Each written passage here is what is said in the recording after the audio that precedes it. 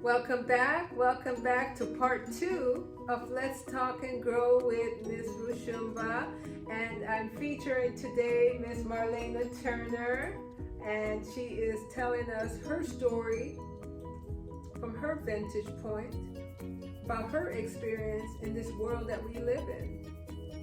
Now, we know everyone has a story. There's his story and there's her story. We often don't hear from the story of the Black woman, and like I said earlier in part 1, in the poem, that we go through a lot.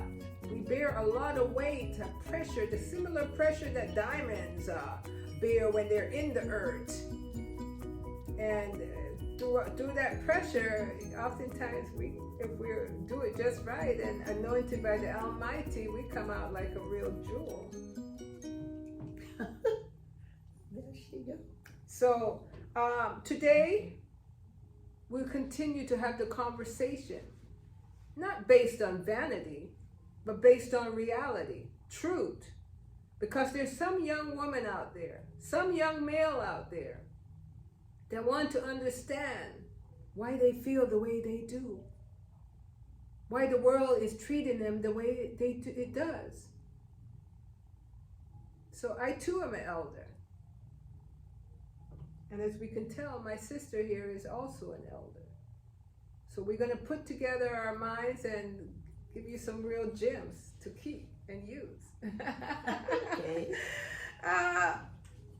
Okay, so we were touching bases on what it meant to be a young woman growing up in a family, being protected by your parents, your grandmother, your aunt, and you mentioned, oftentimes being a witness to oppression and incestual lines being crossed by, well, we got to say men, and sometimes probably women, because sometimes, I would say sometimes the role women play is looking the other way.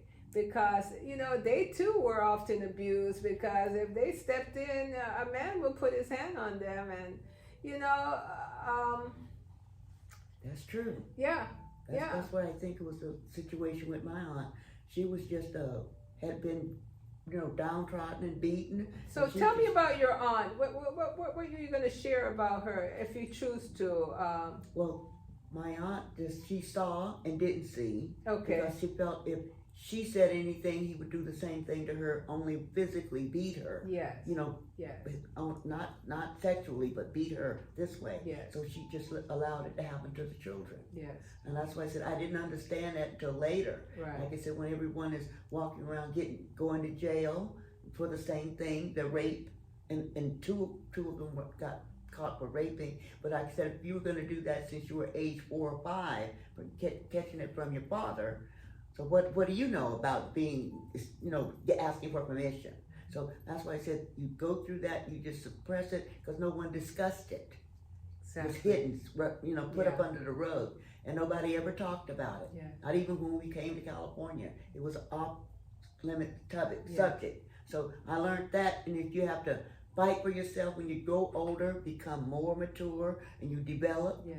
Because, it's out there in the atmosphere. Men will see it. Like you said, women will hit on you, all this. But if you don't have your scruples and your mindset, because that's what my aunts taught me. Don't let nobody take advantage of you. If you don't want to put your hand up, don't do it. So I knew. Audience, you hear that? Young people, you hear that? Young women, you hear that? That's what you do. And you speak up. Speak up. Tell somebody. That's what I said. Don't fear. If you speak up like I did, I thought I got in trouble because back then you didn't cover the bases, didn't say anything. She just didn't allow me to go back to my aunt's house. And so the story she's speaking about right now is not that she personally was molested. No. She's witnessed the molestation of her cousins. And when she shared it with her auntie, they immediately put a stop to her going there. Yes. Because it's rare for any of us to get to adulthood without having had that kind of rites of passage.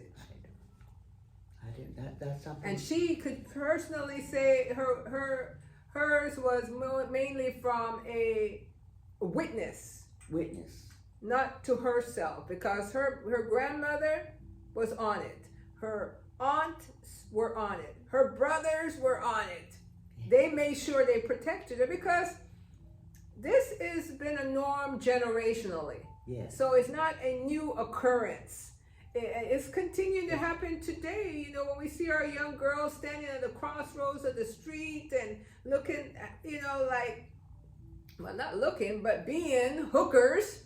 Yeah. You know, the origin of that began somewhere. It's escaping. Yes. They want to get away from that, do anything to get away from it. It's a different thing when you're out there meeting strangers and you said that's your decision. But when it's come from inside, yes, that's a different ball game. Yes, it's terrible. That's why I said it's crossed the line, and it's inhumane. You know, you don't see people doing it. But you know, everything connects back to our powerlessness that occurred back in the years of our enslavement. You know, the powerlessness of our ability to keep ourselves safe from the oppressors, the planters, the ones that owned our bodies, and oftentimes our minds. And the effects of that is with the men that we are partnered with. That's true. And oftentimes it's not like we have chosen them, it's because, you know, they've chosen us. And it's not usually because of love, it's always sometimes because of lust. You know, because when the babies come into play, then, you know, soon after they're gone away. Hey, when it poetically rhymes, you know I'm on time. Yes, you are. You know, and in your groove. And what I must say, not much has changed today. We're still dealing with that same kind of seasoning in our community. The only thing I could often say to the women out there, you see, because right now it seems a competition of who could bed the man the quickest. Yeah. You know, if I got him in bed before you, then I win. Even if when you get up, he's gone to her, she, they, them, and even him. Mm-hmm. So I would say to you, it's not about that kind of competition. It's a competition as to who can make him beg and wait. And wait till you know that his heart is in it. That's gonna say who is the most disciplined among you out there, women, young women. Because, you know, for her and I to have reached our elder years, you know, it's not like we don't understand what it means when the body speaks a language of lust, sex, touch. Yeah. We know. But the discipline of saying that you matter, how much of you could really achieve that goal? Because that's when you really stand out as a real queen, a real princess. And it's in that your value will be shown. That's the truth. It will. Maintain your dignity above all. Dignity. Yes. Above all. Because, see, this is the 21st century, 2023. And our origin in this country began in 1619. But as most of my audience know, I've been to the motherland more than once. And I had the, I don't know if it's the luxury, but I had the ability and I was able to go to the slave dungeons. I've been to Cape Coast and I've been to Elmina. I've been on the tours. So, so the taking advantage of the black woman's body just didn't begin here. It began there while we waited to come here. And this is a society that will say to us, the past has no meaning to the present. But if you're not living a life of distress and sexuality and a sense of meaningless, you have to say, where's the origin of that? That has to have originated somewhere. They said like when the mothers were separated from their children in Africa, they never lost that hollow feeling. Sometimes you witness something that you didn't partake in, but it's that same feeling. It's a loneliness, a sadness that you're not aware of until someone opens that head, shines the light, and then you'll know. One day you'll just open up and say, "That's what I've been missing." Exactly. Because I was not mistreated or done wrong any kind of way, right. But I witnessed what had happened to my family. Yes. And that made us sadness for a long time. Yes. And once I discovered it, it was too late. Those that it happened to were already gone. See what I'm saying? So if you could stop it, other people do suffer, even though it did not happen to them. You take on the oppression. That's what I'm saying. So you look at that, and you realize if moms are separated from their children, maybe they have to put in foster homes or something. The child will always feel it. It's with the mother. Yes, and it becomes in your DNA. You see, it's in your DNA, this passing down of the pain from one generation to another. Because if you are broken, it's your brokenness that you are teaching to your children. If your need to find someone outside yourself to be whole, that feeling is what you're passing on to your children. That's right. So I don't blame you for just giving only what you know. But on this show, Let's Talk and Grow, I hope you will spend a little bit more time going in that quiet space within yourself and ask yourself some personal questions. You see, living in the Western world, in America to be exact, we're in October, we're about to go into fall, autumn, where things change from an outward warmness to now a chill, a cool, rain, snow. So you spend more time inside your home, not like summer. And in so doing, it's that time to get to know yourself. Make a space in your room, in your home, where you could sit and be still, and see how long you could sit and be still without the television, without that rectangular AI phone, without even music. And see if the energy and the spirituality of your ancestors is not speaking to you, reminding you what you should do. Because remember, the gift is the day. You get another day, another year, another season. So you got to be creative, because we're still here.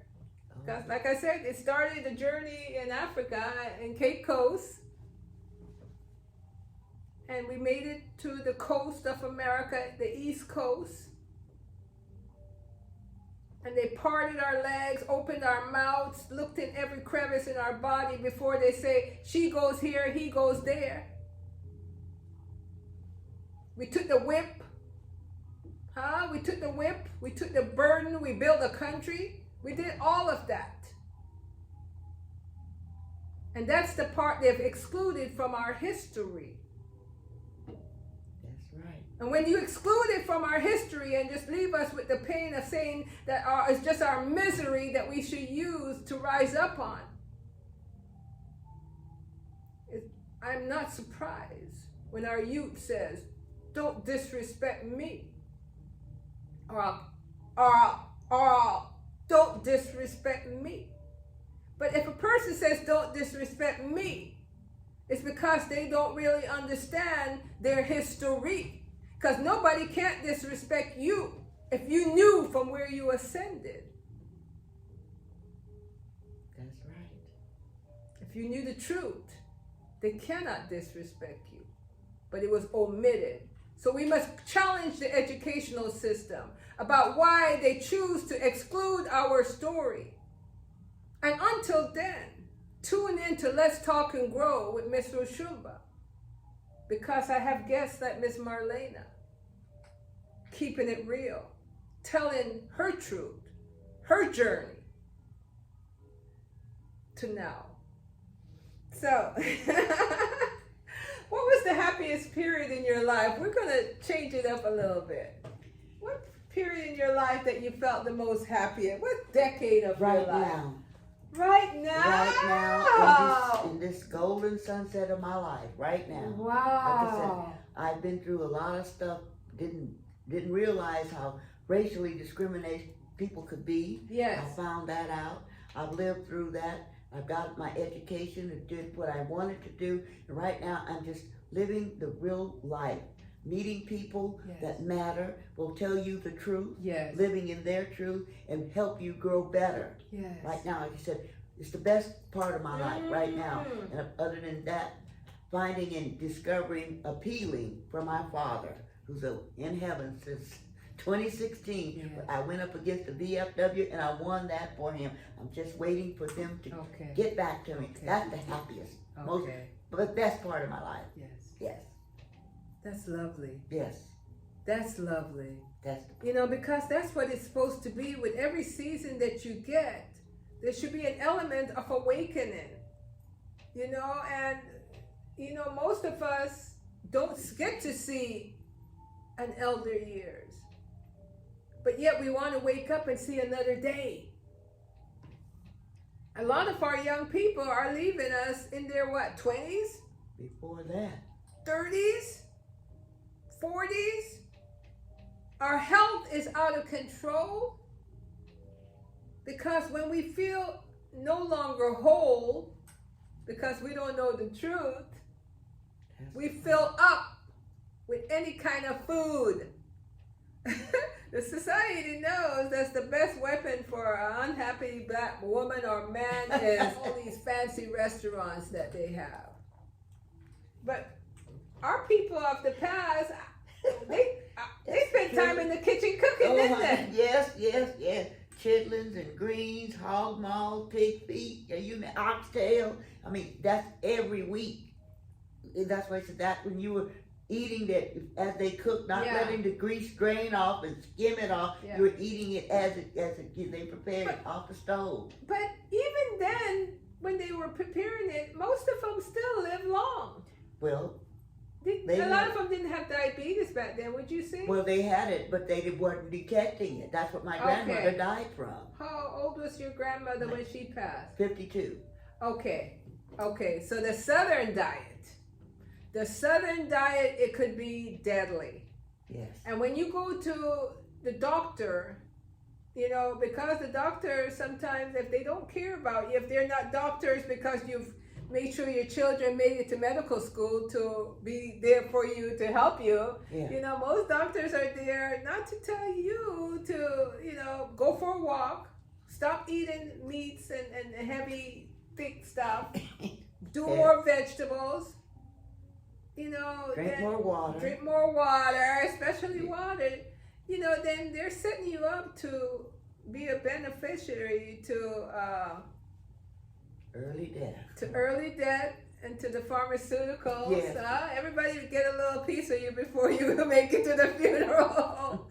So when we understand our journey, when we understand that we've come from an unwanted, unappreciated, only to work people to where we are now, we have to appreciate ourselves, and in how we respect ourselves will we demand respect from others. because I give thanks that the Almighty saw that I was worthy to be here another day. And it's that I use when I move in the world and shine in my light. So Beautiful. So we're trying to help you, ladies and men, because black men, I know you want a feminine woman. I know you do. I know you want a feminine queen, but it begins on how you treat them. That's right. Yeah, it's how you treat them. And we cannot ever dismiss, Miss Marlena, I always want to remind the men that your mother was a woman. That's right. And, we know that in order for life to occur, it takes a man and a woman. But oftentimes she finds herself alone raising the children she made with a man. So, times than not. Yeah. That's true. And But unless you, like you said, you don't have children and you go and you raise someone else's, like I said, everyone wasn't meant to be maternal. right. That's why I said, so a lot of times women have had children and they're in foster homes Yes. and they just hop skippity-doo and go someplace else, and it comes to the man to raise them. Yes. Like I said, my father was there in my life. Yes. And he had PTSD, but he was a gentleman. Right. And he would fight, scratch nuts and bolts. In fact, he'd say, I'll kill a stump over you. I mean, how can you kill a dead stump? But he'd rake it up and kill it again. Look at That's that. that's how my father was. Wow. So I know there's strong men out there looking and loving. Like I said, he'd outcry me sometime. So he was that tenderhearted. And I wondered, how the hell did you make it in World War II? Wow. The things that he must have seen. Yeah. That's why I said, there are diligent, wonderful men out there. Yes. And they don't get that kind of respect. Look at that. I seen them. Yeah. I know them. Yes. So just hold in there. And that's, I love that she said that, because this show sometimes could mean that I'm always beating up on our black men, but I'm not. I'm just reminding you all, because guess what? We birth men too. Not just girls, but men. Boys to men. Hopefully we could get them to men, but it's always a challenge if we don't have a man in the house to help us do it. So we understand there's an element of, I would say, brokenness that occur with us. It does. So, but it doesn't always have to be that broke. well, and Depends on how you want to be sharing and compare a companion. You all can do it once. You don't have to be the family. Right. Someone else you can get, and they'll be just as good, but outside the blood. Yes. But that sometimes you need that. Yes. Everything isn't always in the family, as I've learned. Right. Some things you come into your life, like you've lost someone, it feels like the outside person walks in and say, hello, I've been waiting for you. Exactly. And I just accept it Yeah. and grow. And when you say outside someone, are you meaning? Other than the family. Okay. Like for I said, support. Support. Okay. And love, guidance. Yes. If they're Yeah. there, and so just be ready for a stranger to walk in. You accept them. If there's a need, there's a help. Just don't be so afraid. Well, you ain't. Oh, yes, it is. Open your heart. Right. Be able to trust. Yes. Be able to trust. To be able to trust. And I like what Miss Marlena is saying, because oftentimes when we go in search of just friendship, or actually we often think it's romance we're in search of, but it's friendship that we really need. Yes. An open heart. Yeah, someone to listen to us, to talk to us, to support us. Not a bed, not to be in bed with all the time. It's not always about that. The best thing you can do is have a genuine friend. I mean, friend, through thick and thin, you got your back. Otherwise, if you say somebody talk about you, you're going to talk back with them through that. That's not a friend. That's right. That's an associate. That's correct. That's what I learned from Eva. Everybody that come into your life don't have to be your special friend. Right. But they're not getting back and forth reciprocated, then it's not a friendship. It's not a friendship. You know what I'm saying? Right. But you're learning from each other, and you get to know when it's time to back up. Yes. So I do agree with you. Associates is different from friendship. And because friendship takes time to nurture, oftentimes They ain't got time. we will not have that time to nurture when we're busy trying to make a living and being a parent. Yes. But, I want to touch more on the element of relationship because there's a lot of black women that are economically comfortable, but are alone. You make yourself alone, that's your decision. There's nature, there's libraries, there's books, everything. Like I said, you make time for you. Yes. Get up and get like you're going someplace special. Just get up. Always get up and put your face on. Put your lips on. You know what I'm saying? Get ready. It said don't go all out. Make a special treat to yourself. Know how to take care of yourself. Take care of you, because you can't take care of nobody else if you don't. Make yourself your spiritual self. Yeah. You know what I'm saying? Yes. Because a lot of people say, unless you got somebody or going on a date, you're not going to go out your way to get dressed. Yes. Like I said, like I dressed today, I get up going outside. Yes. I said, I may run into something, get in an accident or something, go to the hospital. I want to be prepared. Exactly. That's why I do this. And that's what I know about you. From the first time I met you, you always looked like a real gem. Well, I'm sorry. That's what you're always taking care them of yourself. 380s, honey. Yeah. Them 380s. She That's said, right. Marlena, anywhere you go, That's make right. sure you got your clean clothes and wash your feet. Do this, put your face on. I go. I said, well, where are we going? She said, nothing to the store. But Ladies, going to the grocery store. don't just start breathing only when he walks into your life. Okay. And they are aware. Yes. Like I said, I can change lipstick. And I said, oh, you changed your lipstick. Yes. I said, how good is that? And that's why True. Men are very attentive. They are attentive and they're looking for a feminine woman. But if you don't feel good inside, you're not going to be able to show them just how feminine you are, because regardless of all of that, you're still a woman. Yes. You're still a woman. And this is segment 2. And I'm going to stop here because, again, I know you're busy. And we're busy too. Yes, we are busy too. We're busy trying to enlighten you. Because, hey, the universe has given us our degree. Not Harvard.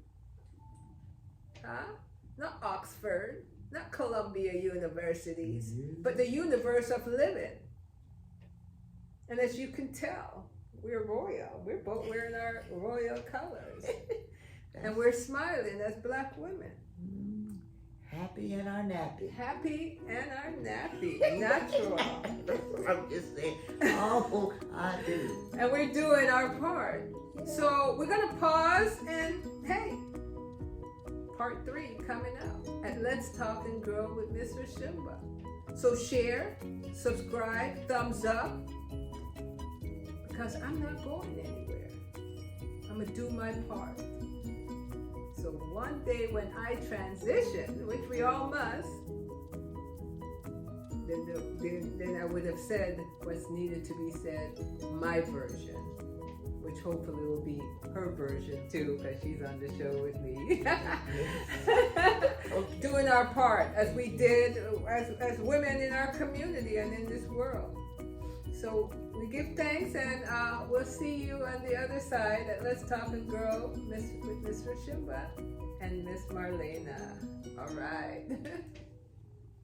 Let's see.